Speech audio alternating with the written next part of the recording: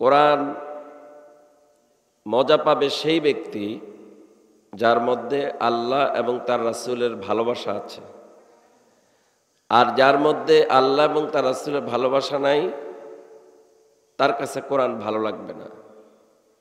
সেজন্য আপনারা যারা এসেছেন আপনারা সৌভাগ্যবান, আপনারা আল্লাহ পাকের কাছে সৌভাগ্যবান। এই জন্য আমরা সকলে আবারও বলি আলহামদুলিল্লাহ।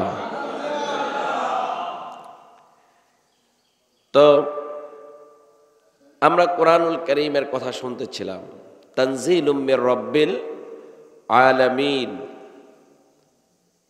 রব্বুল আলামিনের পক্ষ থেকে যে কিতাব এসেছে এই কিতাবের কথা শুনতেছিলাম।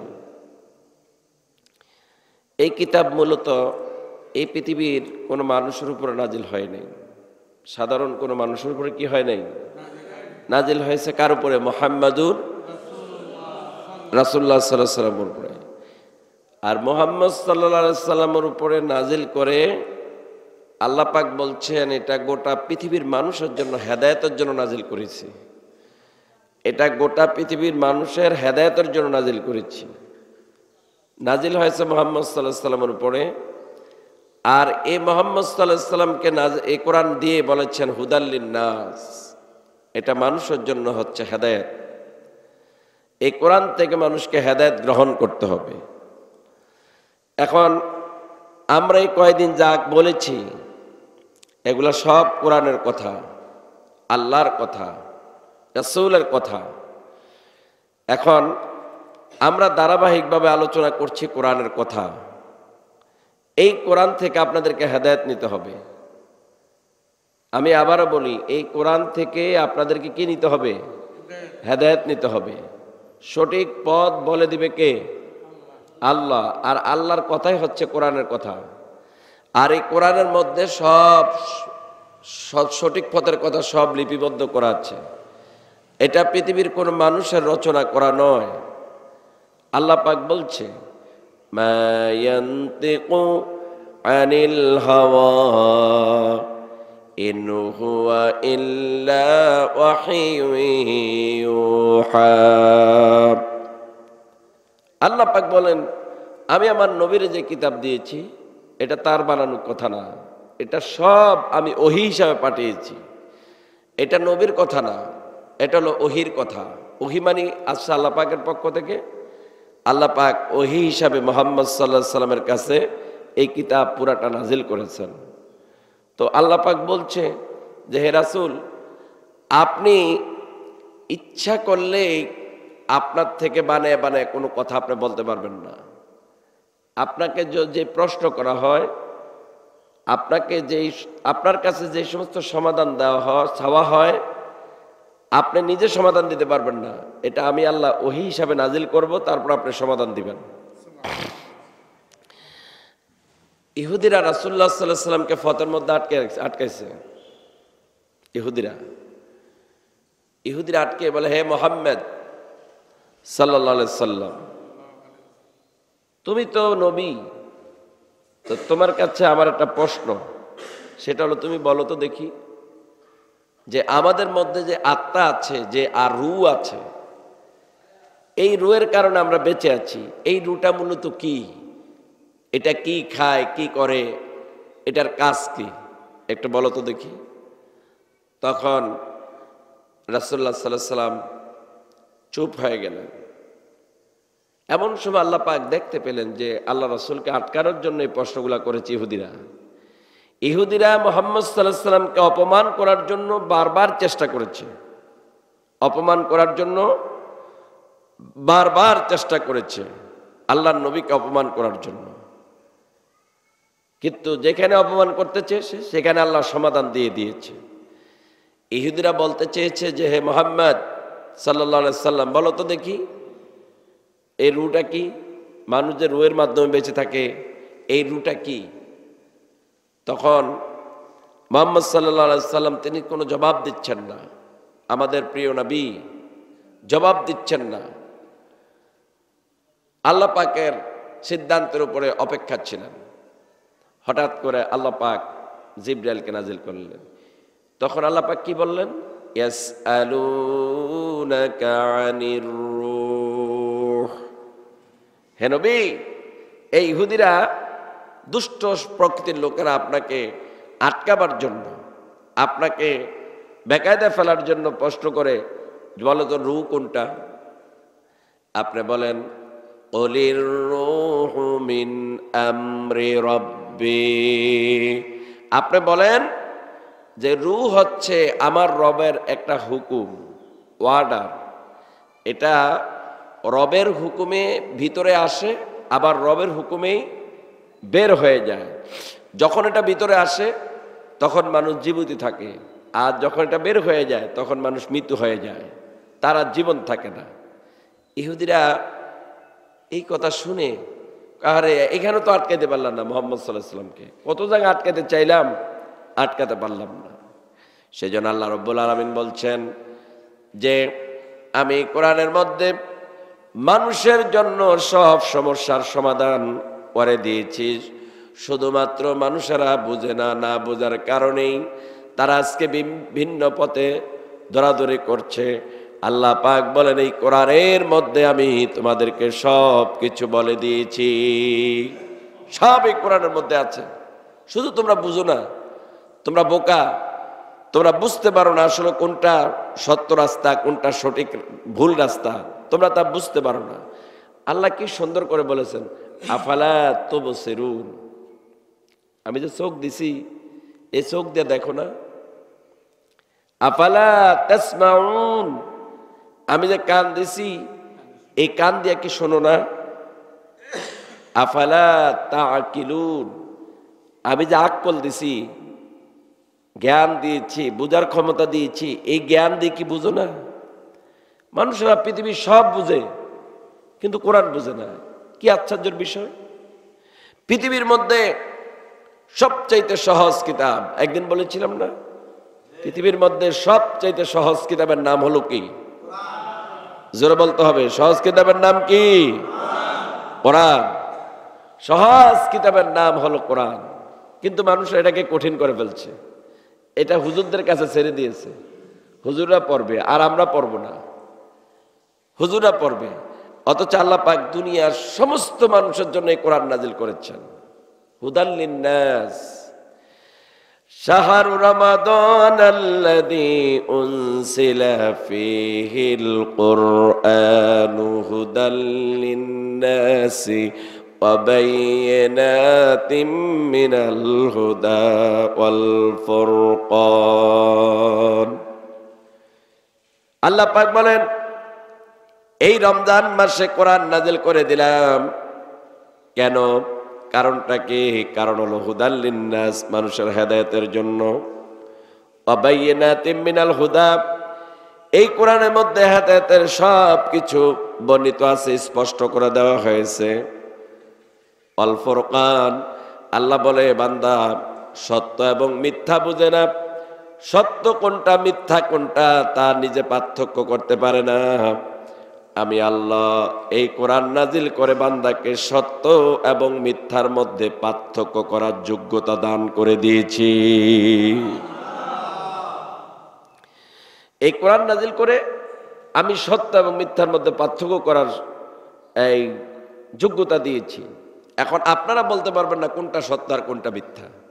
এখন আমাদের মধ্যে কিছু কিছু বিষয় নিয়ে কন্ট্রাডিকশন লাগে, আমাদের মধ্যে কিছু মারামারি হয়, মতপার্থক্য হয়।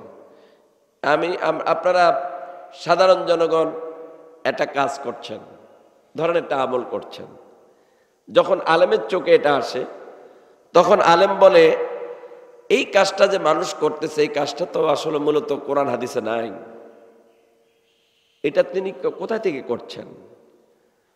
তখন যদি আপনাকে বলা হয় যে চাচা ভাই, আপনি যে এই কাজটা করছেন এটা তো কোরআন হাদিসে কোথাও নাই, আপনি এটা কোথা থেকে করেন? কার? এটা আমাদের বাপ দাদা করছে। কি বলে? আমাদের বাপ দাদা করছে, আমাদের বাপ দাদা করছে, এই জন্য আমরা করি। আচ্ছা বলেন তো, বাপ দাদা দলিল নাকি আল্লাহ রাসূল দলিল? কোনটা? আল্লাহ এবং তার রাসূল দলিল। কোরআন এবং সুন্নাহ এই দুইটা কি দলিল। এখন আপনি যে বাপ দাদার দলিল দিলাম, এটা বাপ দাদা করছে। বাপ দাদার দলিল দিয়ে ইসলাম চলে না। যদি বাপ দাদার দলিল ইসলাম চলতো তাহলে আবু জাহেল আবুল আহাবের কথাই সত্য হইতো, মুহাম্মদ সাল্লাল্লাহু আলাইহি ওয়াসাল্লামের কথা সত্য হইতো না। কথা ঠিক কিনা? মুহাম্মদ সাল্লাল্লাহু আলাইহি ওয়াসাল্লামের বিরোধিতাই ছিল আল্লাহর রাসূল বাপ দাদার ধর্মের বিরুদ্ধে কি দিয়েছেন? দাওয়াত দিয়েছেন। বাপ দাদার ধর্মের বিরুদ্ধে দাওয়াত দিয়েছেন। এই জন্য আল্লাহ পাক বলেছেন, কোন কাফেরকে বলেন নাই, কোন মুশরিকের বলেন নাই, যারা ঈমান এনেছে আল্লাহ পাক তাদেরকে বলেছেন, ইয়া আইয়ুহাল্লাযীনা আমানু লা তাত্তাখিযু আবাআকুম ওয়া ইখওয়ানাকুম আউলিয়া ইন ইসতাহাব্বুল কুফরা আলাল ঈমান। আল্লাহ পাক বলেন, হে মুমিনেরা, আপনারা সবাই মুমিন তো? বলেন না কেন, মুমিন কিনা? ঈমান আনছেন তো? কার প্রতি? আল্লাহ, রাসূল, কিতাব, পরকাল, ফেরেশতা, মৃত্যুর পরে আবার জীবিত হওয়া, এগুলোর প্রতি আমরা কি এনেছি? ঈমান এনেছি। আনছেন তো?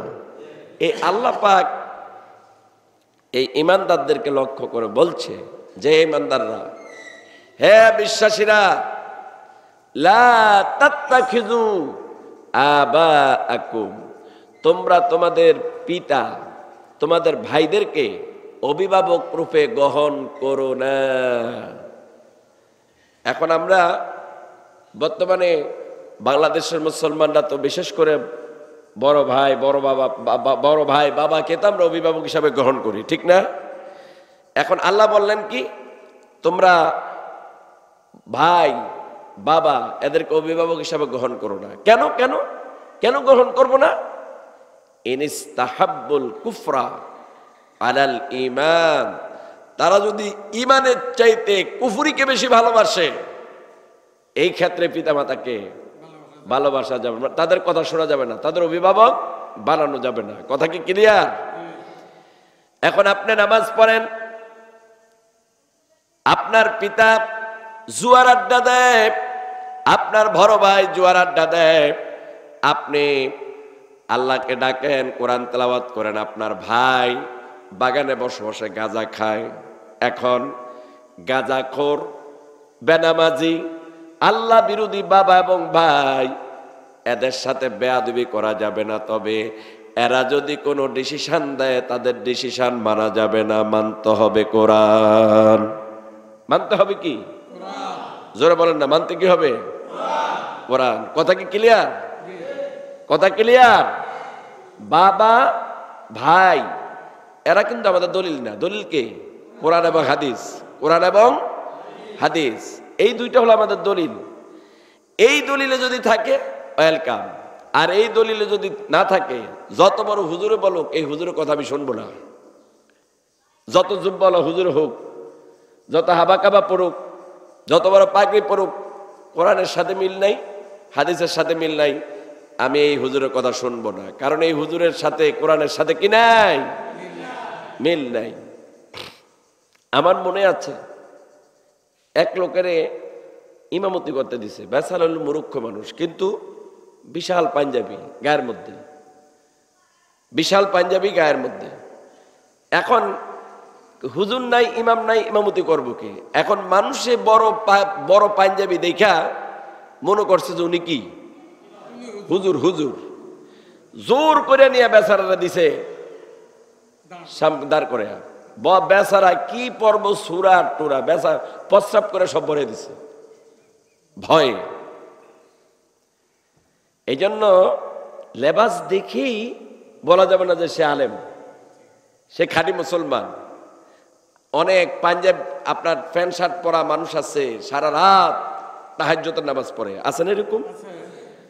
আবার অনেক পাঞ্জাবিওয়ালা আছে, আপনি দেখেন এখন এই এলাকার মধ্যে যদি কোনো দোকান খোলা থাকে, সালা দিয়া যদি ঢাকনা থাকে, সেখানে গিয়ে দেখেন এত বড় বড় দাড়ি লুকে লুকে খাচ্ছে, রোজা রাখে না। এরকম আছে কিনা?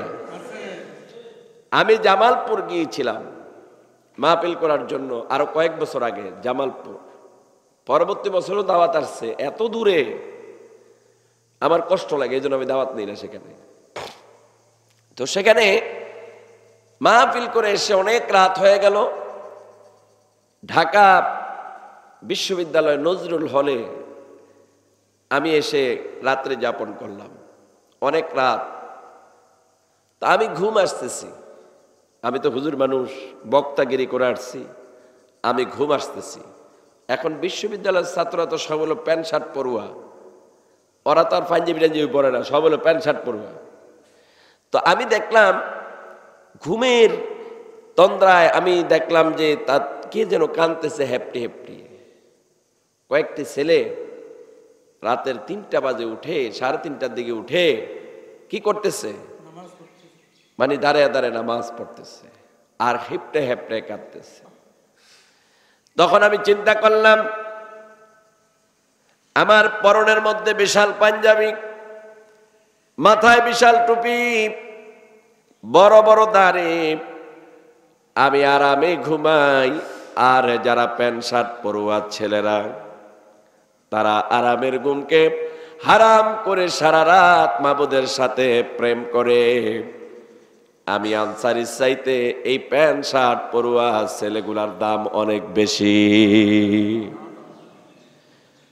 আমাদের এই সমাজের মধ্যে অনেক পাঞ্জাবিওয়ালা আছে, অনেক হাজি সাহেব আছে, জমির এখন আইল ঠেলে মিথ্যা কথা বলে, ওয়াদা ভঙ্গ করে, আমানতের খেয়ানত করে, স্ত্রীকে পর্দায় রাখে না।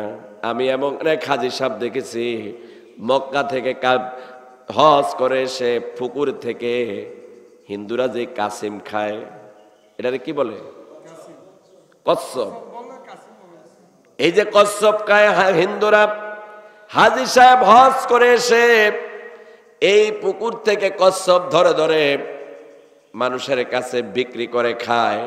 অথচ যেই জিনিস মুসলমানের জন্য খাওয়া হারাম, সেই জিনিস মুসলমানের জন্য বিক্রি করাও হারাম, ঠিক না? এখন অনেক মানুষ আছে বাপ দাদার অনুসরণ করে, ইসলামের অনুসরণ করে না, কোরআনের অনুসরণ করে না, আছে কিনা কোন তো দেখি। আপনারা দেখবেন আমাদের এই বাংলাদেশে বর্তমানে ইসলামের চাইতে সামাজিক ইসলামের দাম বেশি। এই হুজুর হুজুর বেশি কথা বলেন না কেন, ফেতনা হবে, ফেতনা হবে। এইখানে হুজুর যেটা চলতেছে আমাকে বাপ দাদারা করে এসে আমরাও করি, এগুলো নিয়ে বাড়াবাড়ি করেন না। আমার প্রশ্ন হচ্ছে, যদি বাপ দাদার ধর্মে মেনে থাকেন, সামাজিক ইসলামে মেনে থাকেন, তাহলে কেন আপনারা ওয়াজ শুনেন, কেন আপনারা মুসলমান দাবি করেন?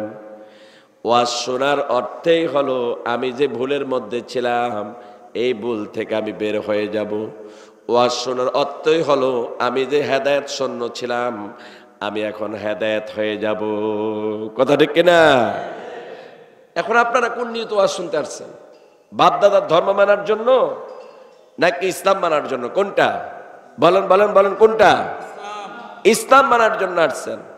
তো আল্লাহ পাক বলছেন এই কিতাবের মধ্যে পুরা বিধান আছে, সব আছে, শুধু তোমরা মানো না, তোমরা তা অনুসরণ করো না। সমস্যা হলো এখানে, তোমাদের এখানে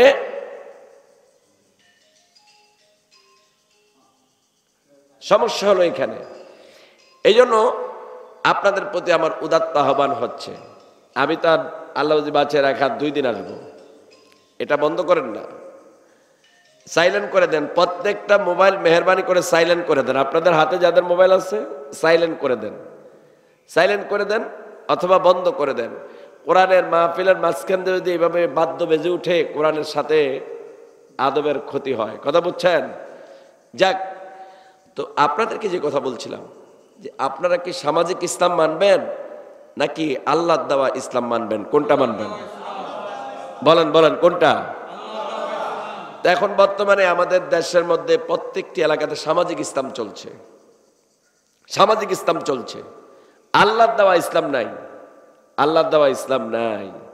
দেখেন আপনি জায়গা জায়গায় দেখেন, আপনার বিবাহের অনুষ্ঠান, আপনার মেয়েকে আপনি বিবাহ দিচ্ছেন, হলুদ অনুষ্ঠান হচ্ছে, এখানে যুবক আর যুবতী একাকার হয়ে হলুদ অনুষ্ঠান করতেছে, পর্দা লঙ্ঘন, ইসলাম নাই।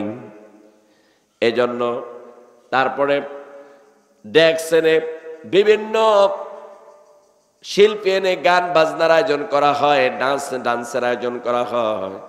এই জন্য কোরআন ও হাদিসের দৃষ্টিতে যেই বিবাহর মধ্যে, যেই শাদীর মধ্যে নাচ গান হয়, বাদ্য হয়, ওই বিবাহ হারাম। যাদের সাথে বিবাহ দেওয়া হলো সেই বিবাহ হারাম। তাদের ঘরে যত সন্তান হবে সবগুলা হারামজাদা হবে। এখন আপনারা তো বুঝতে পারেন না আমাদের বিবাহগুলো কেমনে হয় জানেন? আমাদের বিবাহগুলো এরকম আসছে, আলহামদুলিল্লাহ পছন্দ হয়েছে, বিবাহ পরে দাও। এরপর যদি অলিমা করতে হয়, ছেলে অলিমা করবে, মেয়ের পক্ষ অলিমা করা বাধ্যতামূলক না। কথা কি বুঝা যাচ্ছে? মেয়ের পক্ষ অলিমা করা বাধ্যতামূলক না, ছেলের পক্ষ অলিমা করবে। আর ছেলে দেখবে, একমাত্র ছেলে দেখবে, মেয়ে পছন্দ করবে, মেয়ে ছেলেকে পছন্দ করবে, ছেলে মেয়েকে পছন্দ করবে। এখন কি করে? দুলাভাই যায়, দেবর যায়, যাইয়া মেয়েটারে পছন্দ করে, ছেলেরা নেয় না, হাতে এটাতে তারপরে পছন্দ করে আসে। সব ইসলাম বিরোধী। এই জন্য আজকে ইসলাম নাই, আছে কি? হিন্দুদের কালচার। আজকে আপনারা মনে করছে নেবেন না, আমি আজকে একটা ছবি দেখে আশ্চর্য হয়ে গেলাম। কোন পিসা বুজুরের কবর না জানি না, কবরের চতুর্পাশে ফলাও, মুরগি, গরুর গোস, তারপরে আপেল, কমলা, আঙ্গুর, বেদানা। আমার কাছে ছবিটা আছে, আপনারা দেখবেন, আমি দেখাইতে পারবো। আমি এটা সেভ করে রাখছি আজকে। কথা বুঝেন আপনারা? চতুর্দিকে এগুলা সাজায় রাখছে। আচ্ছা বলেন, পিসা বুজুর কি কবর থেকে ওইটা খাবে? এগুলা বলেন না খাবে? বলেন খাবে? আহারে, মানুষ কত অজ্ঞ, কত মূর্খ, কত জাহিল, কত জাহিল। এগুলো এইভাবে সাজিয়ে রেখেছে। সাজিয়ে রেখে একজন বসে আছে, কিছুক্ষণ পরে এগুলো দিয়ে যায় মানুষ, নিয়ত করে মানুষ দিয়ে যায়। আর কিছুক্ষণ পরে এগুলা নিয়ে যারা খাদা বেদম খায় এরা পেট পুড়ে খায়। অথচ দিছে কারে? পিসা বুজুর রে। আচ্ছা, এই কাজটা করে কে? মুসলমান না হিন্দুরা? না না, এই কাজটা কার? হিন্দুদের। এই কাজটা কার? দুর্গা পূজায় তারা কি করে? মূর্তির সামনে এইভাবে কি করে? খাবার সাজিয়ে রাখে, বিভিন্ন ধরনের মোয়া টোয়া, তারপরে বিভিন্ন ধরনের খাদ্য সামগ্রী এইভাবে দুর্গার কাছে কি করে? সাজিয়ে রাখে। সাজিয়ে রাখা কয় বলম বর্ষ কুফাল পোড়া। আর মুসলমানরাও ঠিক যাই করলো, হিন্দুরা মুসলমানরাও সেটাই করলো, এর বাহিরে নাই। তাহলে ইসলাম মানা হলো নাকি হিন্দুদেরটা মানা হলো? কোনটা বলেন না? কোনটা? হিন্দুদেরটা মানা হলো। সকালবেলায় আমি দেখেছি, আপনাদের এই কথাগুলো বলছি, ওয়াজ শুনে আপনাদের লাভ কি যদি ইমানে না থাকে? ঠিক না? এখন আমি দেখেছি আগে ফজরের সময় আমাদের মা বোনেরা যখন পুরুষেরা ঘর থেকে নামতো, এই দাঁড়ান দাঁড়ান দাঁড়ান, কি সমস্যা কি? একটু ঝাড়ু দিয়ে নেই, তারপর আপনি ঘর থেকে নামেন। আস্তাগফিরুল্লাহিল আযীম। ঝাড়ু দিলে কি হয়? লক্ষ্মী আসে। অথচ লক্ষ্মী হলো একটা হিন্দু, এটা মূর্তির নাম। লক্ষ্মী হলো কি? হিন্দুর নাম। এখনো মুসলমানরা পুত্রবধূকে বলে, আমি লক্ষ্মী এনেছি ঘরের মধ্যে। আমার পুত্রবধূ লক্ষ্মী। লক্ষ্মী মানে মূর্তি আনছে। কি আনছে? মূর্তি আনছে। লক্ষ্মী আনছি। নাউযুবিল্লাহি মিন যালিক। অথচ ঘর থেকে নামার সময় আল্লাহ রাসূল বলতেন, বিসমিল্লাহি তাওয়াক্কালতু আলাল্লাহ লা হাওলা ওয়ালা কুওয়াতা ইল্লা বিল্লাহ। কোন মুসলমান যদি সকালবেলা ফজরের যখনই ঘর থেকে নামে এইভাবে করে ডান পা আগে দিয়া ঘর থেকে নামলো আর এই দোয়া পড়লো, আল্লাহর জিম্মায় সে হয়ে গেল। যত বিপদ মুসিবত আছে আল্লাহ পাক সব বিপদ মুসিবত তাকে থেকে হেফাজত করবে। মুসলমান আজকে কি হচ্ছে? কোরআন শুনতে আসছে, কোরআন কি শুনবেন? কোরআন তো কোরআনে যা আছে তা যদি মানতেন তাহলে কি আপনাদের পরিণতি এমনটা হতো? আপনাদের পরিণতি হতো কত সুন্দর সুগঠিত। আপনার পরিণতি আজকে ভয়াবহ। ইমান নেই, ইমানে নাই। হুজুর আমি মুসলমান। তো কি দিয়া মুসলমান? আমি মুসলমানের ঘরে জন্ম নিছি, এই জন্য মুসলমান হয়ে গেছি। এত সহজ, এত সহজ, এত সহজ না। এই জন্য ইয়া আইয়ুহাল্লাযীনা আমানু, হে ঈমানদাররা, লা তাত্তাখিযু আবাআকুম ওয়া ইখওয়ানাকুম আউলিয়া। তোমরা তোমাদের মা ভাই তোমাদের ভাইদের বাবাদেরকে তোমরা অভিভাবক বানাও না। যখন ইনিস্তাহাব্বুল কুফরা আলাল ঈমান, যখন তারা ঈমানের চাইতে কুফরিকে, শিরকি কাজকে বেশি পছন্দ করবে, তখন তাদেরকে অভিভাবক বানাও না। আপনারা বলেন এই পৃথিবীর মধ্যে আল্লাহর কাছে সবচেয়ে ঘৃণিত ব্যক্তিকে বলতে পারবেন? বলতে পারবেন না। ইন্নাল্লাহা লা ইয়াগফিরু আন ইউশরাকা বিহি ওয়া ইয়াগফিরু মা দুনা যালিকা লিমান ইয়াশা। আল্লাহ পাক বলেন, নিশ্চয়ই আল্লাহ শিরকের গুনাহ মাফ করবে না। আর আল্লাহ চাইলে যত গুনাহ আছে আল্লাহ ইচ্ছা করলে মাফ করে দিবে। শিরকের গুনাহ মাফ করবে না। শিরক এত মারাত্মক জিনিস, শিরক এত মারাত্মক জিনিস। আপনারা বলেন তো এই কোপাল এই না কার জন্য? সবাই বলেন না, আরো জোরে কথা ঠিক আছে তো? আল্লাহর জন্য। কার জন্য? আল্লাহর জন্য।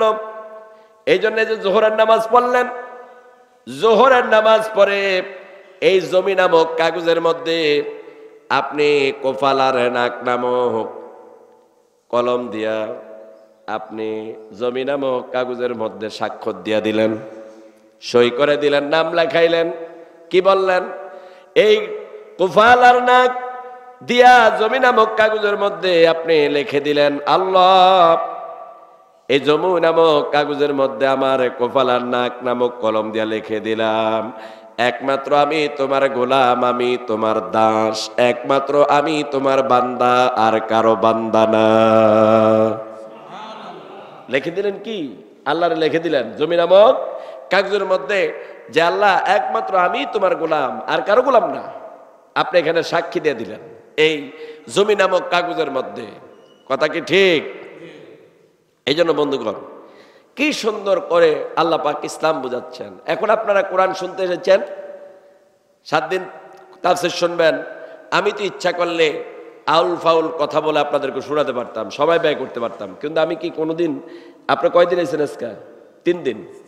আজকে সহ 3 দিন। হ্যাঁ 3 দিন। আমার খেয়াল আছে, আপনার খেয়াল না থাকলে আমার খেয়াল আছে। কে কোন দিন আইসে আমার এটা খেয়াল আছে, আমি বলতে পারবো এখন। আজকে উনি প্রথম আসছে, ঠিক নেই? প্রথম আইসেন না? আর দেখি না আপনাকে। আমি সবার চেহারা কি করি, আয়নার মতো দেখে রাখি, কে এখানে ওয়াজ শুনতে আসে। উনিও প্রথম আসছে। আসছেন আরেকদিন, আসছেন আরেকদিন আসছে। হ্যাঁ প্রথম দিন না কোন দিন আসছে? তো কালকে মানে একদিন দেখছি। তো দেখা যাচ্ছে আপনাদেরকে যে কথাটা বলছিলাম, কি বলছিলাম না আমি কথাটা? এখানে কি কথার মধ্যে কি কথা নিয়ে আসলাম? হ্যাঁ, না নাক এবং কপাল দিয়ে আমরা সাক্ষী দিলাম যে আল্লাহ আমি শুধুমাত্র একমাত্র তোমার গোলাম। আপনারা সবাই চিৎকার করে বলেন, উচ্চ কণ্ঠে বলেন, আপনারা কার গোলাম?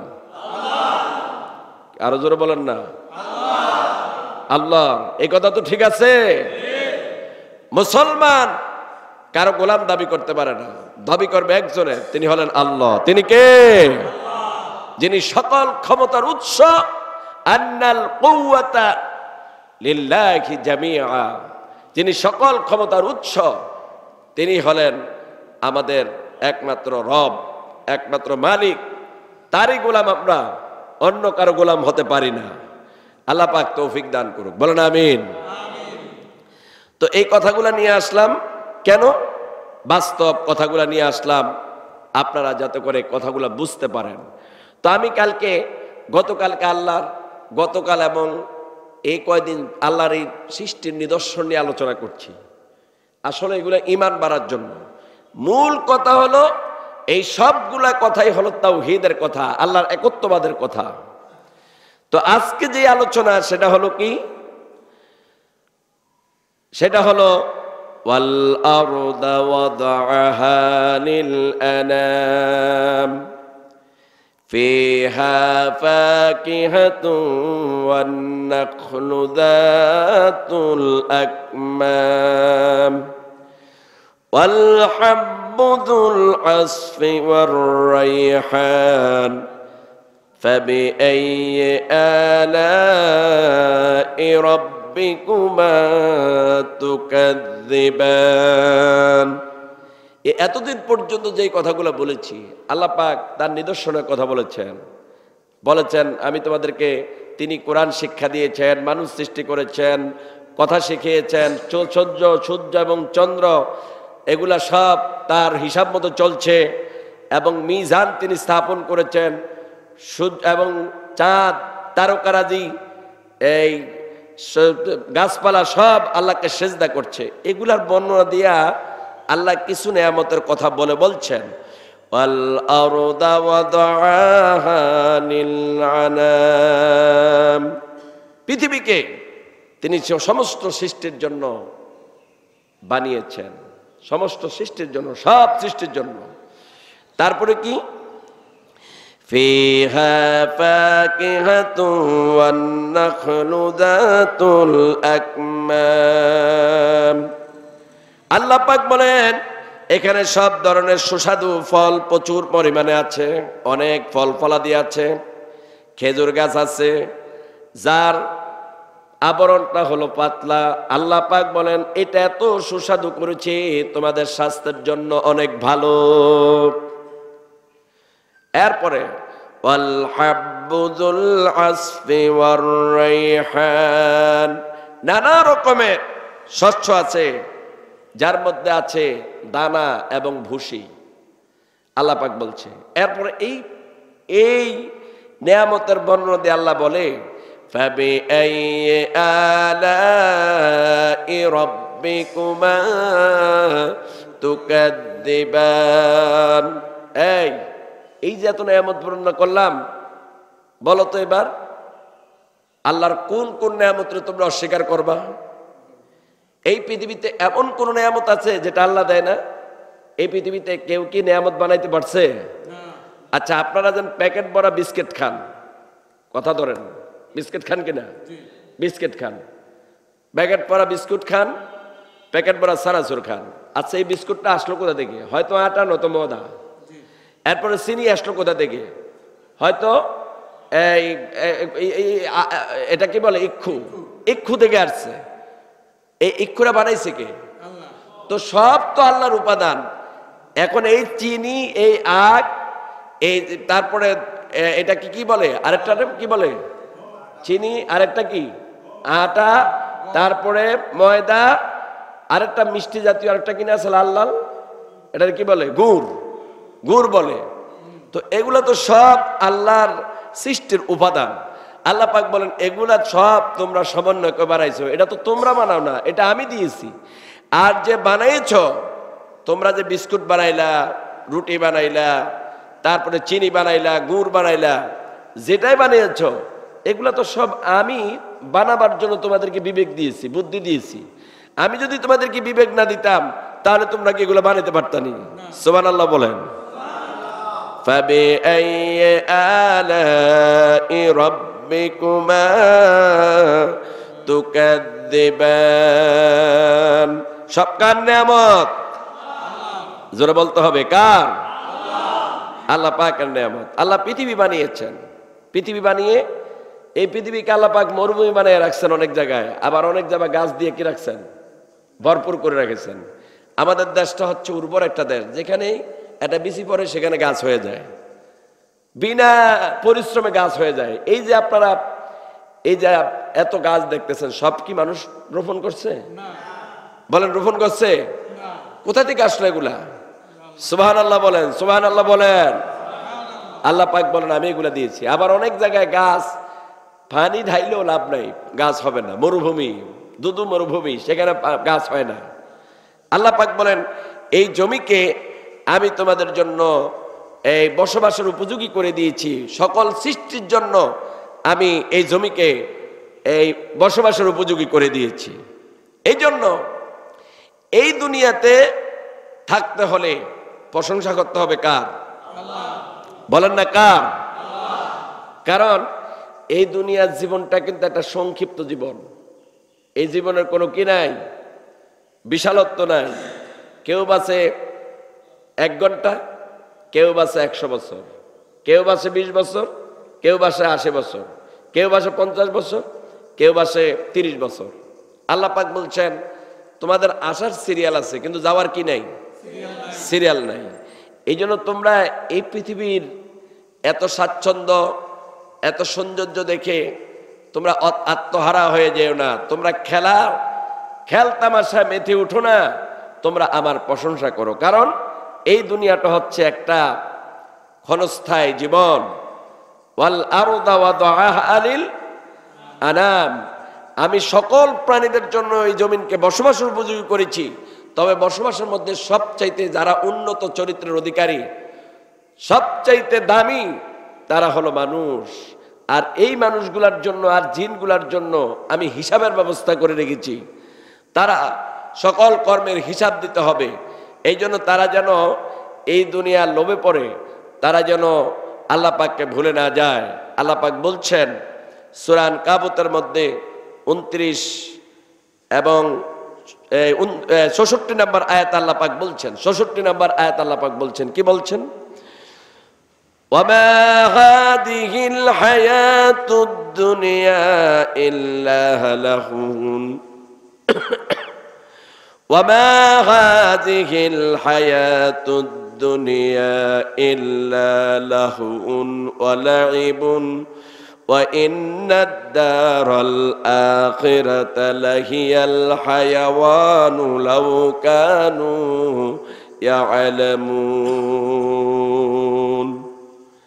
আল্লাহ বলে তোমরা যে দুনিয়ার মধ্যে আছো, এই দুনিয়ার জীবন খেল তামাশার ছাড়া আর কিছুই নয়। এটা হলো খেল তামাশার জায়গা। খেলতে খেলতে সময় শেষ। অনেকে খেলাধুলা করে, হাসি তামাশা করে, এই জমিনের মধ্যে সময় কাটিয়ে দেয়। তোমরাও যারা মুমিন, তোমরা খবরদার এইভাবে খেল তামাশা করে সময় কাটিয়ে দিও না। তোমরা আল্লাহ জিকির করে, আল্লাহর প্রশংসা করে তোমরা সময় কাটিয়ে দাও। আপনারা কিছুক্ষণ পরেই সময় হবে আসরের, আসরের পরেই আপনারা হিসাব করতে থাকবেন কয় মিনিট আছে আর ইফতারের। ইফতারের জন্য কয়টা আইটেম তৈরি হয়? অভাব নাই, অভাব নাই, সমানে আইটেম তৈরি হয়। কি কি? পেঁয়াজি, বেগুনি, আলুর চপ, খেজুর, তারপরে আপনার ছোলা, এটার কি বলে, এটাকে কলা, আপেল, বেদানা, আঙ্গুর, তারপরে আপনার আরো কত আইটেম আছে। তারপরে শরবতের আইটেম হয় কয়েকটা, শরবতের আইটেম হয় কয়েকটি। আপনারা এগুলা খাচ্ছেন। আল্লাহ বলে খাও, কোনো বাধা নাই, বাধা নাই। কুলু হালালান তাইয়্যিবান। তবে বান্দা যেইভাবে খায় সারাদিন উপবাস থেকে এটাকে উসুল করে নেয়। মানে সারাদিন না খেয়ে আছে তো, এই জন্য বান্দা জনমের মতো এটাকে উসুল করে নেয় যে সারাদিন খাই না, এখন জনমের মতো খাইব। খাইয়া তারপরে যখন মাগরিব পড়তে আসে তখন সে আর নামাজ পড়তে পারে না সঠিকভাবে। ইমাম সাহেব রুকুতে চলে গেছে, ওনার খবর না, উনি দাঁড়িয়ে আছে। পেট এত উঁচা হয়েছে, খেতে খেতে রুকুতেই যেতে পারে না, সেজদা দিতে পারে না, ঘুমে ঝিমিয়ে পড়ে, এত খানা খায়। আল্লাহ বলে পরিমিত খাও, যাতে করে স্বাস্থ্যটা ভালো থাকে। তোমাদের জন্য আমি খেজুর তৈরি করেছি, আঙ্গুর তৈরি করেছি, বেদানা তৈরি করেছি, এগুলা তো তোমাদের জন্য তৈরি করেছি। তবে জনমের মতো খাইও না, পরিমিত খাও। আর বলো আলহামদুলিল্লাহি রাব্বিল আলামিন। সবাই বলেন আলহামদুলিল্লাহি রাব্বিল আলামিন। সমস্ত প্রশংসা কার? জোরে বলেন, সমস্ত প্রশংসা কার? আল্লাহ পাকের। কথা তো সত্য।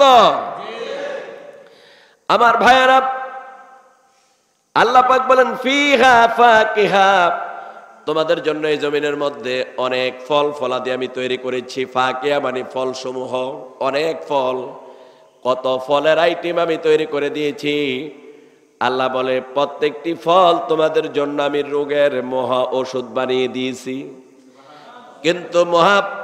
কিন্তু সবচাইতে বড় দুঃখ হলো আজকে আপনি বাজারে যান, সেখানে ফরমালিন যুক্ত ফল খেয়ে মানুষ অসুস্থ হয়ে যাচ্ছে। ডাক্তার বলে বাজারের কিনা ফল খেয়েন না, নিজে পারলে বাগানের মধ্যে ফল চাষাবাদ করে খান। আল্লাহ দিলেন বান্দাকে ফল খাওয়ার জন্য, সুস্থ থাকার জন্য। আর আল্লাহর এই এত সুন্দর ফলকে বান্দারা বিষ ঢুকাইয়া বান্দাদেরকে মারার ব্যবস্থা করতেছে। কথা ঠিক কিনা বলেন না? কথা ঠিক কিনা? আল্লাহ বলেন এত ফল দিলাম, এক এক ফলের এক এক স্বাদ। আল্লাহ বলে তোমরা এই ফলের স্বাদ নিবা কি দিয়া? কি দিয়ে এই ফলের স্বাদ গ্রহণ করবা? আমি এই জন্য তোমাদের জন্য দিলাম একটা জিহ্বা। কি দিল? জিহ্বা কয়টা? এবার বলেন তো খাবারের আইটেম কয়টা? অভাব আছে? সুবহানাল্লাহ বলবেন না? জিহ্বা কয়টা? খাবারের আইটেম কয়টা? অগণিত, অগণিত, অসংখ্য খাবারের আইটেম, অসংখ্য খাবারের আইটেম। আল্লাহ বলে কি দিয়ে তোমরা স্বাদ গ্রহণ করবা? এই জন্য আমি একটা জিহ্বা তোমাদেরকে দিয়ে দিয়েছি। আপনি যদি আঙ্গুর খান, এই জিহ্বার মধ্যে আঙ্গুর এক রকমের স্বাদ লাগবে। আপনি পেয়ারা খান, এই জিহ্বার মধ্যে পেয়ারা আরেক রকম স্বাদ লাগবে। আপনি আপেল খান, কমলা খান, ভিন্ন ভিন্ন স্বাদ। এবার আল্লাহ বলে বান্দারে তুমি যে বাহাদুরি করো, তুমি যে জিহ্বা নাড়াচাড়া করে কথাবার্তা বলো, তুমি যে ভাব বিনিময় করো, এই জিহ্বা কি তোমার কথা শুনে নাকি আমি আল্লাহর কথা শুনে? কার কথা? জোরে বলেন না, কার কথা শুনে? এই জিহ্বা আল্লাহর কথা শুনে, আল্লাহর কথা শুনে। এই জিহ্বার কাছে আপনি যদি এখন নিয়া তিতা নিয়া বলেন যে খবরদার জিহ্বা, তুই তো আমার জিহ্বা, আমার ভিতরে তুই থাকিস, আমি তোরা নাড়াচাড়া করে কথা বলি, খবরদার আমি তিতা খাইতেছি, মিঠা লাগতে হবে, মিষ্টি লাগতে হবে, তিতা লাগানো যাবে না। আচ্ছা এই জিহ্বা কি আপনার কথা শুনবে? জোরে বলেন শুনবে? কার কথা শুনবে? সুবহানাল্লাহ বলেন, জোরে বলেন সুবহানাল্লাহ। কত বড় নেয়ামত এই জিহ্বা, কত বড় নেয়ামত এই জিহ্বা। জিহ্বা যদি কেটে দেয় তাহলে আপনি কথা বলতে পারবেন না, আর আপনার ভারসাম্য থাকবে না, আপনি বোবা হয়ে যাবেন। আল্লাহ বলে এই জিহ্বা এত বড় নেয়ামত দিয়েছি যাতে করে ফলের স্বাদ গ্রহণ করতে পারো। তোমরা যে ফল খাইবা, খাবারের স্বাদ যেন গ্রহণ করতে পারো। জাল মিষ্টি একরকম না, সব তোমাকে বলে দিবে এই জিহ্বা। আল্লাহ বলে এত নেয়ামত খেয়েছো, এবার বলো তো আল্লাহর কোন কোন নেয়ামতকে অস্বীকার করবা? কোন কোন নেয়ামতকে অস্বীকার করবা? একটা নেয়ামত অস্বীকার করার কোনো সুযোগ নাই। সব কার? জোরে বলেন না কার? আল্লাহ পাকের। আর এই বান্দারা ঢাকা বিশ্ববিদ্যালয়ের মধ্যে আল্লাহর কোরআনের প্রশিক্ষণ হচ্ছে, যে আল্লাহ এত কিছু খাওয়াচ্ছে, ঢাকা বিশ্ববিদ্যালয় কোরআনের প্রশিক্ষণ দিচ্ছে। কোরআনের প্রশিক্ষণ দিল কেন? এই জন্য আরবি বিভাগের যিনি প্রধান তাকে শোকজ করেছে, তাকে ডেকে নিয়ে গেল। ঢাকা বিশ্ববিদ্যালয়ের মধ্যে কোরআন প্রশিক্ষণ হলো কেন? আচ্ছা আপনারা বলেন, এটা কি হিন্দুর দেশ নাকি মুসলমানের দেশ? আর হিন্দু কয়জন আছে? আপনার গ্রামে কয়জন হিন্দু আছে দেখান তো? নাই। আমার গ্রামেও একটা ফ্যামিলি হিন্দু আছে। তো আপনি যেখানে মুসলমানের দেশ, সেখানে কোরআনের প্রশিক্ষণ হবে, আল্লাহর প্রশংসা হবে, আল্লাহর বরত্ব হবে, যেখানে সেখানে হবে। সে আল্লাহর কোরআন প্রশিক্ষণ দেওয়া যাবে না ঢাকা বিশ্ববিদ্যালয়ের মধ্যে। যেই বিশ্ববিদ্যালয়ের মধ্যে আল্লাহর কোরআনের প্রশিক্ষণ দেওয়া যাবে না, আল্লাহর কোরআনের শিক্ষা দেওয়া যাবে না, এই বিশ্ববিদ্যালয় বাংলাদেশে থাকার কোনো অধিকার নাই। কথা ঠিক কিনা? যে বিশ্ববিদ্যালয়ের মধ্যে ইসলাম নাই, ইসলামের কথা বলা যাবে না, আল্লাহর কথা বলা যাবে না, কোরআনের কথা বলা যাবে না, সেই বিশ্ববিদ্যালয়ের মধ্যে আমাদের মুসলমানের সন্তানরা পড়ার কোনো দরকার নাই, এই বিশ্ববিদ্যালয়ে থাকার কোনো দরকার নাই। এত বড় স্পর্ধা দিল কে? বিশ্ববিদ্যালয় নয়, বাংলাদেশের প্রত্যন্ত অঞ্চল, রাস্তার মোড়ে মোড়ে সব জায়গায় স্লোগান হবে আল কোরআনের আলো। আশ্চর্যের বিষয়, জোরে বলেন আল কোরআনের আলো। কথা কি ঠিক আছে? প্রত্যেক জায়গায় আল্লাহর প্রশংসাকে ছড়িয়ে দিতে হবে, আল্লাহর বরত্বকে ছড়িয়ে দিতে হবে। আল্লাহ পাক তৌফিক দান করুক, বলেন আমিন। বন্ধুগণ, তাহলে আল্লাহ পাক বলছে যে ফিহা ফাকিহাতুন ওয়ান নাখলু যাতুল আকমাম। দেখো, এই আমি তোমাদেরকে এখানে অনেক ফল দিয়েছি। নাখলুন মানে হলো খেজুর। আপনারা খেজুর খাচ্ছেন না? আমরা যে খেজুর খাই, সৌদি আরবের এগুলা ধরেও না। আমরা তো গরিব মানুষ। আবার কেউ কেউ বলেন আমরা নাকি সিঙ্গাপুরের চাইতে উন্নত হয়ে গেছি। এটা তো একটা মিছা কথা, খাঁটি মিছা কথা। অথচ সৌদি আরব আমরা যে খেজুর খাই, এই খেজুর সৌদি আরবের লোকেরা ছোঁয়ও না। মানে যেটা নিম্নমানের খেজুর আমাদের দেশে সেটা আসে। আল্লাহু আকবার। আমাকে সৌদি আরবে আমার এক আত্মীয় থাকে, আমাকে এনে একটা দামি খেজুর দিয়েছে। আমি শুধু মুখে দিয়েছি, সাথে সাথে মিশে গেছে। এত টেস্ট, এত মজা। এটার কেজি হবে বাংলাদেশে হবে 10,000 টাকা। এটা পাবে কোথায়? বাংলাদেশের মানুষ তো পাবেই না। আল্লাহ পাক বলেন আমি তোমাদেরকে এত স্বাদের স্বাদের খেজুর দিয়েছি, ফল দিয়েছি। ফাবিআইয়ি আলাই রাব্বিকুমা তুকাযযিবান। আল্লাহর কোন কোন নিয়ামতকে তোমরা অস্বীকার করবা? বলো দেখি, কোন কোন নিয়ামতকে অস্বীকার করবা? আহা, কোনটার অস্বীকার করবা? আল্লাহ এত নিয়ামত দিয়েছে, কি সুন্দর। আপনারা আমার দিকে এই যে কি সুন্দর বিল করে তাকিয়ে আছেন, এমনি এই চোখ দিয়ে আমাকে দেখছেন। এই চোখের চাউনিটা তো আল্লাহ দিয়েছে। ফাবিআইয়ি আলাই রাব্বিকুমা তুকাযযিবান। কি সুন্দর আপনারা কান লাগিয়ে শুনছেন, বিবেক দিয়া আপনারা সেটাকে উপলব্ধি করছেন। পায়ে হেঁটে, আল্লাহর দেওয়া পা দিয়ে হেঁটে হেঁটে আপনারা তাফসিরে এসেছেন, হাত দিয়ে কাজ করেছেন, আপনারা বিভিন্নভাবে আল্লাহ পাকের নিয়ামত ভোগ করছেন। অথচ আল্লাহর প্রশংসা নাই। বলেন প্রশংসা কার? সব জায়গায় প্রশংসা কার? সেজন্য আল্লাহ রাব্বুল আলামিন তারা তো নিয়ামত দান করে আল্লাহ রাব্বুল আলামিন কোরআনুল কারীমের মধ্যে সর্বপ্রথম যে সূরাটা ফিট করে দিলেন, সেই সূরাটার নাম হলো সূরাতুল ফাতিহা। এটা হলো সূচনা, এটা হলো ভূমিকা। এই ভূমিকাতেই আল্লাহ রাব্বুল আলামিন সূরা ফাতিহা ঢুকিয়ে দিলেন। তার মানে হলো যখন কোরআন তেলাওয়াত করবা, সর্বপ্রথম আল্লাহর প্রশংসা করবা, আলহামদুলিল্লাহি রাব্বিল আলামিন। এরপরে আল্লাহ পাক কি করলেন? যাতে করে বান্দা আল্লাহর প্রশংসা বেশি করে করতে পারে, সেজন্য আল্লাহ পাক কি করলেন? সূরা ফাতিহাকে প্রত্যেক নামাজের মধ্যে তেলাওয়াত করা বাধ্যতামূলক করে দিলেন। সুবহানাল্লাহ। আচ্ছা, আপনারা বলেন সূরা ফাতিহা ছাড়া নামাজ হবে? বলেন না, সূরা ফাতিহা ছাড়া নামাজ হবে? আল্লাহ রাব্বুল আলামিন সূরা ফাতিহা ঢুকিয়ে দিয়া প্রত্যেক নামাজের মধ্যে, প্রত্যেক রাকাতের মধ্যে, এক রাকাত আর দুই রাকাতের মধ্যে না, প্রত্যেক রাকাতের মধ্যেই আল্লাহ পাক সূরা ফাতিহা দিয়েছেন, যাতে করে বান্দা আল্লাহর দেওয়া নিয়ামতের প্রশংসা বেশি বেশি করে করতে পারে।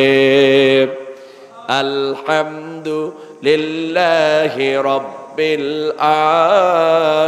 আলামিন। সবাই বলেন আলহামদুলিল্লাহি রাব্বিল আলামিন। সমস্ত প্রশংসা এই জগৎ সমূহের মালিক। জগৎ একটা দুইটা না, অনেক জগৎ। এই জগৎ সমূহের মালিক আল্লাহ রাব্বুল আলামিনের জন্য উৎসর্গ করে দিলাম। সবাই বলেন সুবহানাল্লাহ, আলহামদুলিল্লাহ,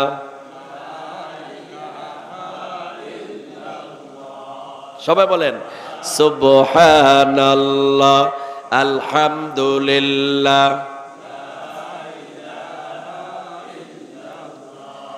সুবহানাল্লাহ, আলহামদুলিল্লাহ, লা ইলাহা ইল্লাল্লাহু মুহাম্মাদুর রাসূলুল্লাহ সাল্লাল্লাহু আলাইহি ওয়াসাল্লাম। আল্লাহর নিয়ামতের কথা বলছি, আল্লাহর নিয়ামতের কথা বলছি। আল্লাহ বলে আমি তোমাদেরকে শস্য দানা দিয়েছি, তোমরা এর থেকে কি সুন্দর ধান, গম, আলু এগুলা তোমরা পাচ্ছ, এগুলা খাচ্ছ। ফাবিআইয়ি আলাই রাব্বিকুমা।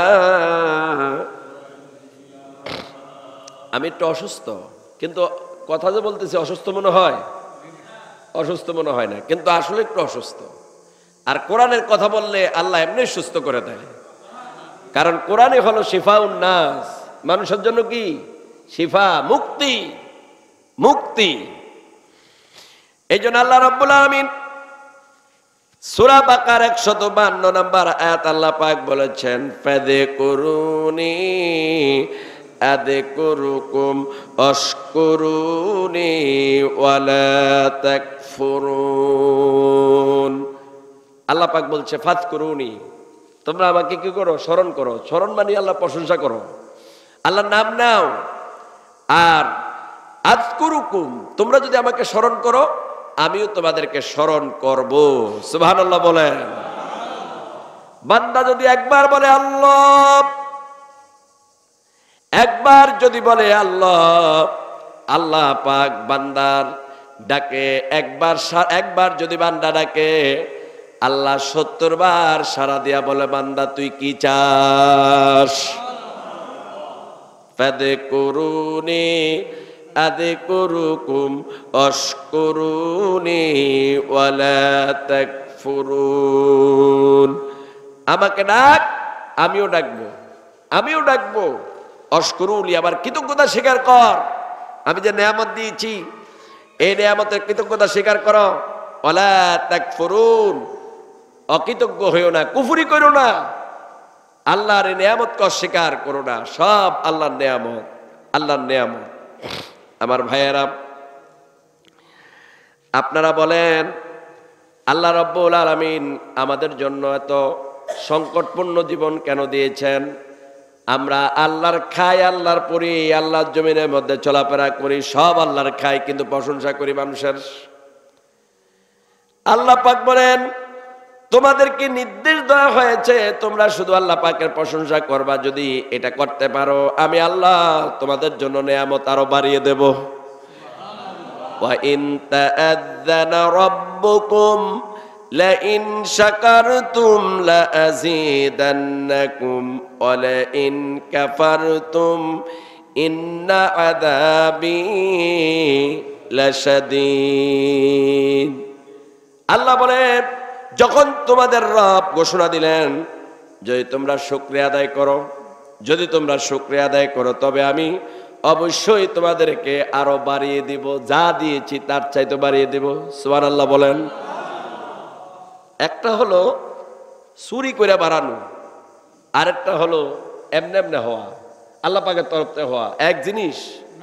বলেন এক জিনিস। চুরি করে, লুণ্ঠন করে বিশাল বিশাল বিল্ডিং এর মালিক হয়েছে, বাড়ির মালিক হয়েছে, গাড়ির মালিক হয়েছে। আছেন এরকম আপনাদের সমাজের মধ্যে? আছে না? আছে কি না? আচ্ছা, এটা কি আল্লাহর তরফ থেকে আইছে না শয়তানের তরফ থেকে আইছে?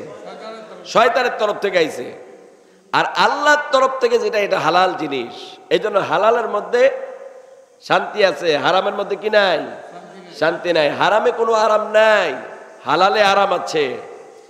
আপনাদের এলাকাতে যার যেগুলো কুকুর আছে, অভাব আছে কুকুরের? আছে কুকুর।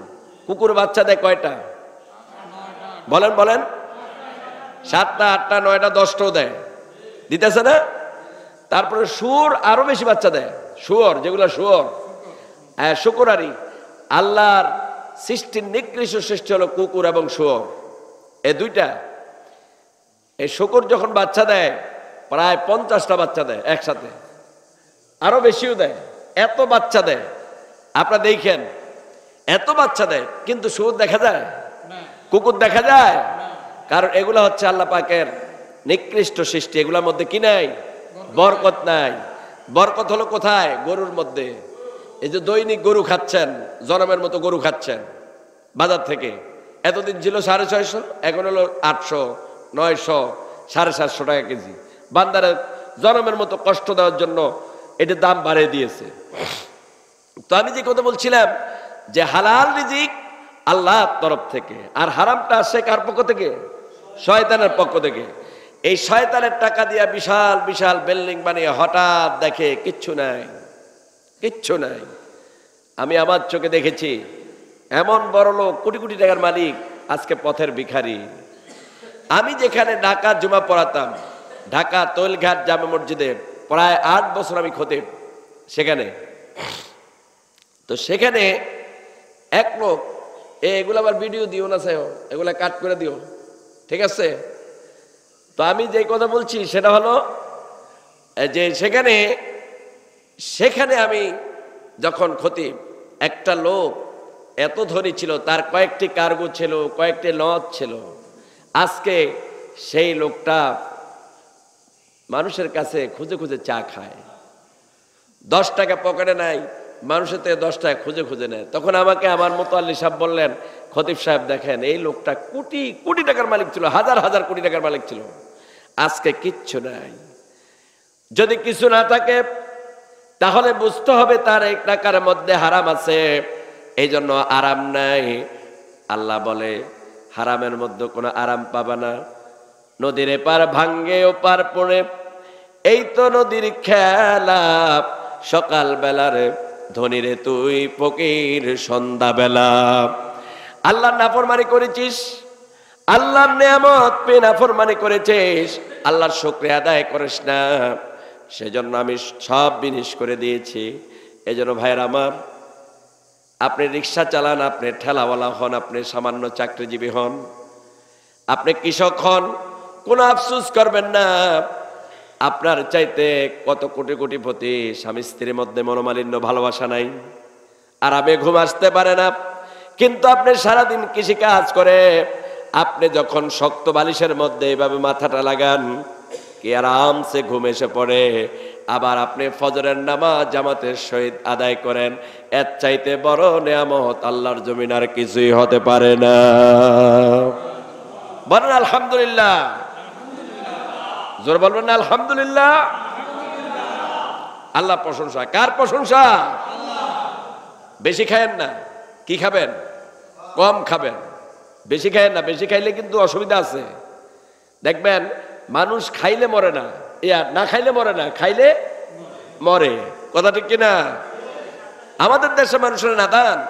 আল্লাহ তাআলা এই রমজান মাস দিলেন একটু কন্ট্রোলে চলার জন্য, রমজান মাস দিলেন কন্ট্রোলে চলার জন্য। বান্দা একটু কম সম খাবে, কিন্তু বান্দা জনমের মতো খায় রমজানে, জনমের মতো রমজানে খায়। কথা কি বুঝেন না আমার? জনমের মতো রমজানে খায়। সাহারি খাবে বান্দা একটু কম সম, বান্দা দুধ দিয়া, কলা দিয়া, তারপরে নারকেল দিয়া, ইলিশ মাছ দিয়া, মুরগির গোশ, গরুর গোশ, সব আইটেম দিয়া খাইতে খাইতে টাইট। এরপরে পানি খায় 4 গ্লাস, যাতে করে সারাদিন পানি পিপাসা না লাগে। তার পানির পিপাসা যদি না লাগলো তাহলে রোজা হইলো কেমনে? যদি ক্ষুধাই না লাগলো তাহলে রোজা হইলো কেমনে? কেমনে হলো? এই যে পেটের ভিতরে সারাদিন না খাওয়ার কারণে যেই গ্যাস জমা হয়, এই গ্যাস আল্লাহর কাছে এত প্রিয়, যখন এটা দুর্গন্ধ হয়ে মুখ দিয়ে বের হয়, আল্লাহ বলে আমার এই রোজাদার বান্দার এই মুখের গন্ধ আমার কাছে মেশক আম্বরের চাইতো আরো উত্তম। বান্দা যদি কম খায়, বান্দা যদি কম খায়, যদি পেটটা খালি রাখে, এই পেটের মধ্যে যত জীবাণু আছে, যত জার্ম আছে, যত দূষিত জিনিস আছে, আল্লাহ রব্বুল আলামিন এই ক্ষুধার কারণে সব দূষিত জিনিসগুলাকে মৃত্যু দিয়া দেয়। আর জনমের মতো খায় বান্দা, খায়া খায়া আমার অসুখ হয়েছে, আমার ফিজি হাসপাতালে নিয়ে যাও। বিআইপি হাসপাতালে নাও, আমার টাকার অভাব নাই, আমার জনমের মতো খাও, মানে ডাক্তার দেখাও। আর আল্লাহ বলে আমার নিয়মে চলো, আমি যে নিয়ম দিয়েছি নিয়মে চলো, তোমাদের ডাক্তার লাগবে না। কথা ঠিক নেই? কথা ঠিক নেই? ডাক্তার লাগবে না, আমার নিয়মে চলো। আমি যে ফল দিয়েছি, খাদ্য দিয়েছি, এগুলা নিয়ম মতো খাও, হারাম খাইও না, হারাম খাইও না। যা দিয়েছি তার জন্য শুকরিয়া আদায় করো। ভাইয়েরা আমার, এই পৃথিবীতে ধনী লোকের শান্তি কম, গরিব লোকের শান্তি বেশি। আপনারা বলতে পারেন কেমনে হুজুর? কারণ তার জন্য চোরের কোনো ভয় নাই, ডাকাতের কোনো ভয় নাই। আসেনি? আপনার গরিবের কেউ কোনো চোর দৌড়ায়? কোনো ডাকাতে দৌড়ায়? দৌড়ায় না, ডাকাতে দৌড়ায় না। আল্লাহ বলে আমার এই গরিব বান্দাগুলা যদি কম খায়া কম পরে যদি ধৈর্য ধারণ করতে পারে, আমি আল্লাহ ধনী ব্যক্তির চাইতে 500 বছর আগে তাদেরকে জান্নাতে ঢুকিয়ে দিব। কত বছর আগে? 500 বছর আগে। কারা যাবে? গরিবেরা। কারা যাবে? সায়েন আমরা আবার ধনী মানুষ, আপনারা আবার রাগ করেন না। দেখেন ধনী মানুষ তো আমরা তো ধনী ফ্যামিলির ছেলে, আলহামদুলিল্লাহ। কিসের ধনী? কিসের ধনী? কোনো ধনী নাই। আমাদের কি ধন আছে? এটা হচ্ছে সব আল্লাহর দেওয়া নিয়ামত। আলহামদুলিল্লাহ বলেন আলহামদুলিল্লাহ। এই জন্য আল্লাহর যত নিয়ামত পেয়েছেন এই জন্য শুকরিয়া আদায় করবেন। হযরত মূসা আলাইহিস সালাম বললেন, ওয়াকালা মূসা ইন তাকফুরু আনতুম ওয়া মান ফিল আরদি জামিআ ফাইন্নাল্লাহা লাগানিয়ুন হামিদ। মূসা বললেন, যদি তোমরা এই জমিনের সকলে কুফরি করো তাহলে নিশ্চয় আল্লাহ অমুখাপেক্ষীন, আল্লাহ প্রশংসিত। হযরত মূসা আলাইহিস সালাম এই কথাটা বলার উদ্দেশ্য হলো, তোমরা যদি সবাই যদি এই জমিনের মধ্যে কুফরি করো, আল্লাহর যদি স্বীকার না আসো, আল্লাহর কিচ্ছু আসে যায় না। কথাটা মনোযোগ দিয়ে শোনেন। মূসা আলাইহিস সালাম বললেন, তোমরা যদি শুকরিয়া আদায় না করো, কুফরি করো, আল্লাহর কিছুই আসা যায় না, আল্লাহ কারো মুখাপেক্ষী নয়। আপনারা বলেন, আমরা যদি এখানে আল্লাহর প্রশংসা কেউ না করি তাহলে আল্লাহর কি ক্ষমতা কমে যাবে নাকি? আল্লাহর বরত্ব কমে যাবে নাকি? আল্লাহ কি ছোট হয়ে যাবে নাকি? কারণ আল্লাহ তো আল্লাহ, বরং আমার মতো আপনার মতো মানুষগুলাকে আল্লাহ ইচ্ছা করলে পিঁপড়ার মতো টিপ দিয়া মেরে ফেলতে পারে। পারে কিনা? পারে। তা আপনার আমি কি? আল্লাহ তো সব। আল্লাহ বলে, দেখো তোমরা এই যে আকাশের দিকে তাকাও তো দেখি, এই জমিনের দিকে তাকাও, যা দেখো না যা দেখো সব আমার প্রশংসা করছে। লিল্লাহি মা ফিস সামাওয়াতি ওয়া মা ফিল আরদ। আসমান এবং জমিনের মধ্যে যা আছে সব কিছু আল্লাহ রাব্বুল আলামিনের জন্য। সাব্বাহা লিল্লাহি মা ফিস সামাওয়াতি ওয়া মা ফিল আরদ।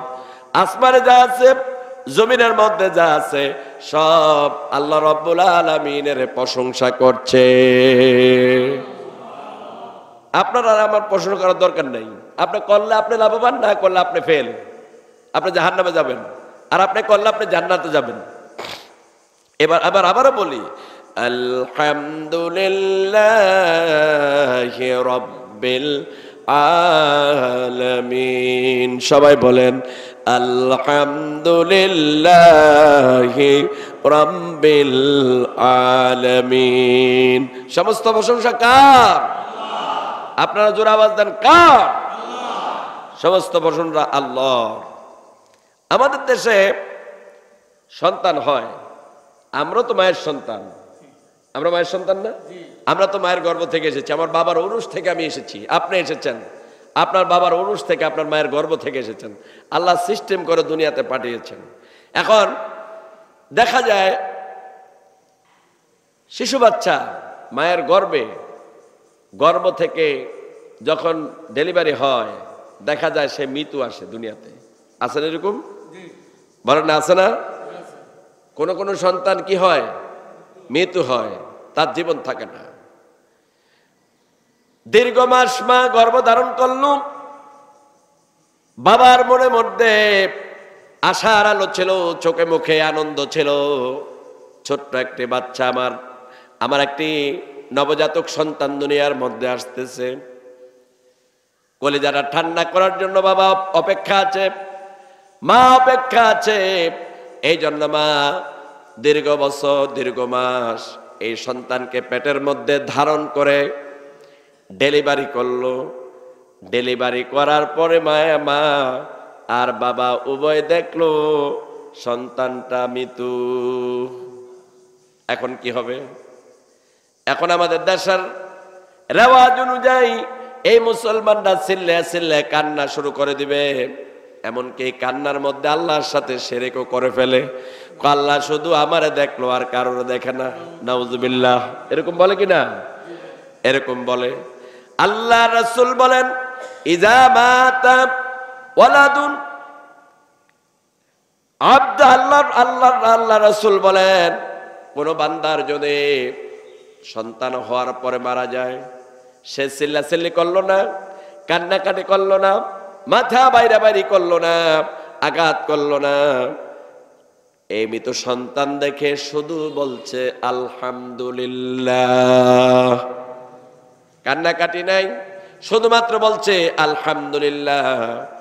আল্লাহ রাসূল বলেন, কেউ যদি সন্তান মৃত্যু হওয়ার পরে যদি ধৈর্য ধারণ করে আর আল্লাহর প্রশংসা করে, তখন ফেরেশতারা গিয়া বলে, আল্লাহ অমুকের সন্তান হয়েছিল, এই সন্তান হওয়ার পরে সে মৃত্যু হয়েছে, তার জীবন ছিল না। তখন আল্লাহ রাব্বুল আলামিন বলেন, সে যখন মৃত্যু হলো তখন তার বাপ মা কি বলেছে? ফেরেশতারা বলে, আল্লাহ তারা কান্নাকাটি করে নাই, একটা কথা বলেছে, সেটা হলো আলহামদুলিল্লাহ। আল্লাহ বলে, আমার ফেরেশতারা তোমরা দেরি করবে না। যেই বান্দা বান্দির মৃত্যু সন্তান হওয়ার পরে আমার প্রশংসা করেছে, তার জন্য আমার জান্নাতের মধ্যে একটা প্রশংসার ঘর বানাইয়া দাও। ভাইরা আমার, আমরা সবাই জান্নাতের আশা করি, সবাই জান্নাতে যাব, এই আশা নিয়ে বসে আছি। এবার বলেন তো, যারা জান্নাতের মধ্যে যাবে তাদের কোনো দুঃখ আসেনি? আছে? নাই? হ্যাঁ, থাকবে, দুঃখ কিন্তু থাকবে। এখন আপনারা তো বলছেন নাই। যারা জান্নাতে যাবে দুঃখ থাকবে। কিরকম দুঃখ? আল্লাহ রাব্বুল আলামিন জান্নাতি বান্দাদেরকে জান্নাতের মধ্যে দিবে, কিন্তু সব বান্দা জান্নাতি বান্দাদের মর্যাদা একরকম হবে না। কিছু কিছু জান্নাতি বান্দা থাকবে অনেক উপরের মর্যাদা নিয়ে, আবার কিছু কিছু বান্দার মর্যাদা হবে কম। তাহলে জান্নাতের মধ্যে উঁচু নিচু আছে? নাই, স্তম্ভ মানে পার্থক্য আছে। আল্লাহ পাক এইভাবে করে দিবেন। তখন যেই বান্দার আমল কম, ওই বান্দার ওই যার মর্যাদা আল্লাহ পাক জান্নাতের মধ্যে বাড়িয়ে দিয়েছেন, ওই বান্দার দিকে তাকিয়ে বলবে, আরে আমি যদি আমার সময়টাকে আজে বাজে কাজে ব্যয় না করে আমি যদি আল্লাহ জিকির করতাম, চায়ের দোকানে আড্ডা দিয়া সময় কাটিয়েছি, মানুষের গীবত গেয়ে সময় কাটিয়েছি, আলতু ফালতু কথা বলে সময় কাটিয়েছি, গান শুনে টিভি দেখে আমি সময় কাটিয়েছি, এই সময়কে যদি ওখানে না দিয়া আমি যদি বলতাম সুবহানাল্লাহ, আলহামদুলিল্লাহ, লা ইলাহা, যদি এইভাবে জিকির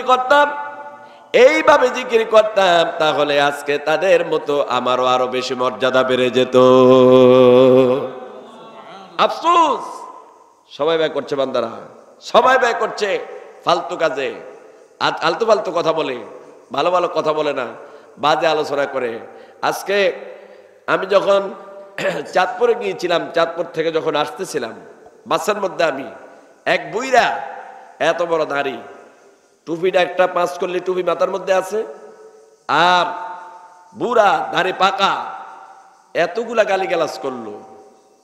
তবে আমি আস্তাগফিরুল্লাহ পড়লাম, মানে বাইরে বাসের মধ্যে না, শুনতেছি কানে আওয়াজ আসতেছে, একটা মহিলা দাঁড়ানো পাশে, আর সে এত নিকৃষ্ট ভাষায় কথা বলছে কল্পনার বাইরে, অথচ এই লোকটা রোজা রাখছে না? বলেন এই লোকটা রোজা রাখছে না? যারা গালিগালাজ করে, যারা মিথ্যা কথা বলে, অশ্লীল ভাষা কথা বলে, তারা যদি অশ্লীলতা না ছাড়তে পারে তাহলে তাদের রোজা রাখার কোনো দরকার নাই, কোনো প্রয়োজন নাই, এই রোজার তাদের কোনো দাম নাই। এই জন্য ভাইয়েরা আমার, হাঁটতে বসতে উঠতে চায়ের দোকানে যখন বসেন বাজে আলোচনা না করে আল্লাহর প্রশংসা করেন, আল্লাহর কৃতজ্ঞতা স্বীকার করেন। আপনার অভাব আছে, আল্লাহ এই প্রশংসার কারণে আল্লাহ আপনার অভাব দূর করে দেবে। দেবে কিনা? বলেন অভাব দূর করার মালিক কে? কি ভাইরা জোরে বলেন, অভাব দূর করার মালিক কে? আল্লাহ। অভাব দূর করার মালিক হচ্ছেন আল্লাহ। এই জন্য আল্লাহ পাক বলছে তোমরা আমার প্রশংসা করো, আমি তোমাদেরকে নেয়ামত বাড়িয়ে দেব, তোমাদের কোনো দুঃখ কষ্ট কিছু থাকবে না। ফাকুলু মিম্মা রাযাকাকুমুল্লাহু হালালান তাইয়্যিবা ওয়াশকুরু নি'মাতাল্লাহি ইন কুনতুম ইয়্যাহু তা'বুদুন। আল্লাহ বলেন তোমাদেরকে যে হালাল রিজিক দিয়েছেন আল্লাহ, তোমরা তা থেকে আহার করো। আল্লাহ যে হালাল রিজিক তোমাদেরকে দিয়েছেন তা থেকে তোমরা আহার করো, নিয়ামতের শুকরিয়া আদায় করো। যদি তোমরা তারই ইবাদত করে থাকো, তারই গোলামি করে থাকো, একমাত্র তার প্রশংসা করো। বুখারী শরীফের সর্বশেষ একটা হাদিস আছে, জিলদে সানি বুখারী শরীফের সর্বশেষ হাদিসটা কি?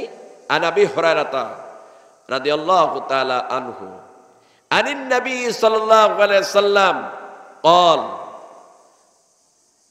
قال النبي صلى الله عليه وسلم كلمتان حبيبتان الى الرحمن خفيفتان على اللسان ثقيلتان في الميزان سبحان الله وبحمده سبحان الله العظيم। আবু হুরায়রা রাদিয়াল্লাহু তাআলা আনহু নবী করিম সাল্লাল্লাহু আলাইহি সাল্লাম থেকে বর্ণনা করেছেন, আর আল্লাহর রাসূল বলেন আল্লাহর কাছে দুইটি কালিমা সবচাইতে প্রিয়, মুখ উচ্চারণ করতে সহজ, আর যারা এই দুইটি কালিমা বলবে, পড়বে, তেলাওয়াত করবে, আল্লাহ পাক কঠিন কিয়ামতের ময়দানে তাদের মিজানের পাল্লাকে ভারী করে দিবে। কে না চায় মিজানের পাল্লা ভারী হোক? ঠিক কিনা?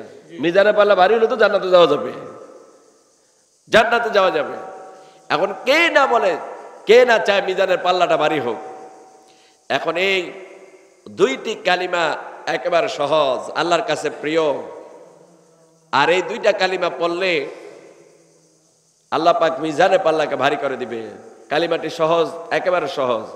সুবহানাল্লাহি ওয়া বিহামদিহি সুবহানাল্লাহিল আযীম। জোরে বলেন সুবহানাল্লাহি ওয়া বিহামদিহি সুবহানাল্লাহিল আযীম। বাজে আলোচনা করবেন, এগুলা বলবেন। আরেকটা কালিমা শিখিয়ে দিয়ে আল্লাহর প্রশংসা শিখিয়ে দিচ্ছি, কি সেটা? আল্লাহ রাসূল বলেছেন, আমাদের প্রিয় নবী, আমাদের কলিজার টুকরা মুহাম্মদুর রাসূলুল্লাহ সাল্লাল্লাহু আলাইহি ওয়াসাল্লাম বলছেন যে কেউ যদি শুধু সুবহানাল্লাহি ওয়া বিহামদিহি এই কালিমাটা পড়ে, সকালে 100 বার, বিকালে 100 বার, সন্ধ্যায় 100 বার, সকাল বিকাল যদি 100 বার যদি এই কালিমা পড়ে, তাহলে তার আমলনামায় যদি সাগরের ফেনা পরিমাণ গুনাহ থাকে, আল্লাহ রাব্বুল আলামিন এই কালিমা, এই প্রশংসা করার কারণে আল্লাহ তার জিন্দেগীর সব গুনাহগুলো মাফ করে দিবে। বলেন সুবহানাল্লাহি ওয়া বিহামদিহি। মনে থাকবে? বলেন মনে থাকবে? এই কালিমাটা বেশি বেশি পড়বেন। কত কালিমা আল্লাহ পাক শিখিয়ে দিয়ে, কত প্রশংসা আল্লাহ শিখিয়ে দিয়েছেন। বান্দা বাজে আলোচনা করে, ফালতু কথা বলে, আল্লাহর প্রশংসার কথা আল্লাহ প্রশংসা করে না। আবারও বলেন সুবহানাল্লাহ, আলহামদুলিল্লাহ, সুবহানাল্লাহ, আলহামদুলিল্লাহ।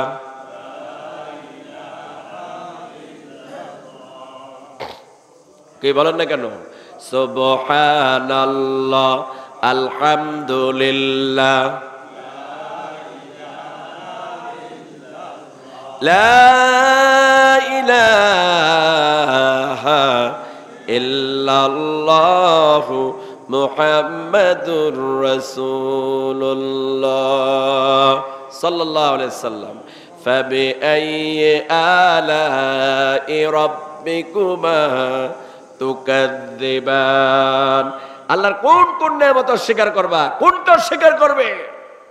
নাফরমানি করছো, বড় বড় কথা বলো, সব তো আমার নিয়ামত, আমি দিয়েছি। এই জন্য আল্লাহ পাক বলেন, ওয়া আতাকুম মিন কুল্লি মা সাআলতুমুহু ওয়া ইন তাউদ্দু নি'মাতাল্লাহি লা তুহসুহা ইন্নাল ইনসানা লাযালুমুন কাফফার।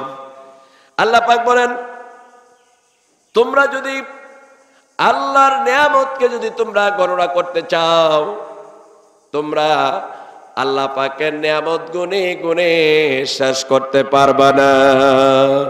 এত নিয়ামত আমি দিয়েছি, কত নিয়ামত, আরে কত নিয়ামত, সব আল্লাহ, খায় আল্লাহর, পরে আল্লাহর, আল্লাহর জমিনের মধ্যে হাঁটে, রাত আল্লাহ, দিন আল্লাহর, সূর্য আল্লাহ, চন্দ্র আল্লাহ, তারকারাজি আল্লাহ, সব আল্লাহর। অক্সিজেন গ্রহণ করে বসে আছে এখানে আল্লাহর, আর নাফরমানি করে আল্লাহর, আর প্রশংসা করেন নেতার। এই নেতার বেল আছে, এই নেতার পাতলা বাগানের শীত হয়ে থাকে, এই নেতার জ্বর হইলে মৃত্যু শয্যা পড়ে থাকে, এই নেতার ক্যান্সার হইলে আমেরিকা, সিঙ্গাপুর, ভারতে টানাটানি শুরু হয়ে যায়। আর এই নেতার প্রশংসা করো, যিনি হাইয়ুল কাইয়ুম, যিনি চিরঞ্জীব, চিরস্থায়ী, সেই আল্লাহর প্রশংসা করো। বলেন আলহামদুলিল্লাহ।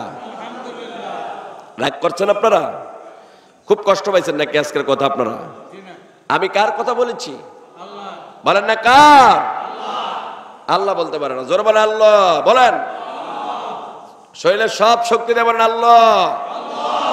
আরো জোরে, আরো জোরে, আল্লাহ। সব আল্লাহর কথা বলছি, আল্লাহ এবং তার রাসূলের কথা বলেছি। আল্লাহ পাক এই কথাগুলো কবুল করুক, বলেন আমিন। তো বন্ধুগণ, আজকে আমি মনে করছি কথা বলতে পারবো না। আমি পথে দিয়ে আসার সময় আমার কথা বোঝা যায় না, এখন দেখলাম কোরআনের বরকত আল্লাহ কথা বের করে দিয়েছে, আলহামদুলিল্লাহ। মনে হয় যেন আরো শরীরের শক্তি আরো বেড়ে গেছে, আলহামদুলিল্লাহ। বলেন আলহামদুলিল্লাহ। আল্লাহর প্রশংসা বেশি বেশি করে করবেন। ঘরের মধ্যে যাইবেন, আপনার স্ত্রীর দিকে তাকাইছেন, কি সুন্দর চেহারা স্ত্রীর। আল্লাহ পাক আপনাকে একটা সুন্দর স্ত্রী দিয়েছে। অনেক কালো স্ত্রী আছে, তার মধ্যে একটা সৌন্দর্য আছে, লাবণ্যতা আছে, আছে না? আল্লাহ তাআলা দিয়েছেন। আপনি ঘরের মধ্যে ঢুকেছেন, আপনার স্ত্রীকে আপনার সর্বপ্রথম বলবেন আসসালামু আলাইকুম ওয়া রাহমাতুল্লাহ। সালাম দিয়েছেন, দরজা খুলেছে, খোলার পর আপনার স্ত্রীর সুন্দর চেহারার দিকে নজর পড়েছে। আপনি দেখলেন আপনার স্ত্রী এত সুন্দর, নাদুস নুদুস চেহারা আল্লাহ পাক বানিয়ে দিয়েছেন।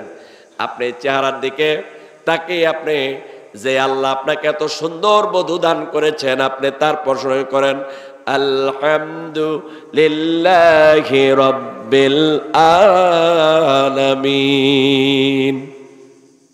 প্রশংসা করেছেন, আল্লাহ পাক আপনাদের স্বামী স্ত্রীর মধ্যে মহব্বত বেশি করে তৈরি করে দিবেন, বেশি করে তৈরি করে দিবেন।